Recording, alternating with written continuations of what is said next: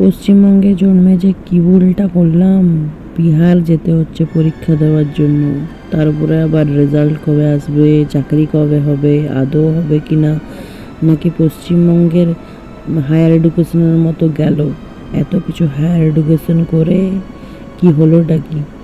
একটা যদি ওই বড়া পাও বালির মতো যদি একটা বড়া পাওয়ার ঠেলা খুলি দিয়ে বিগ বস পৌঁছে যাব, বা ওই যে MBA চায়ওয়ালার মতো।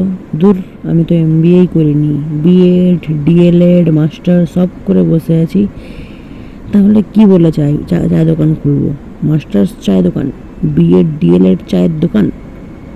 বাবা মাকে ভালো করে ভালো কিছু কিনে দেবো, ওরাও ওদের এত এক্সপেকটেশন, আমি যেন আর পাচ্ছি না নিতে।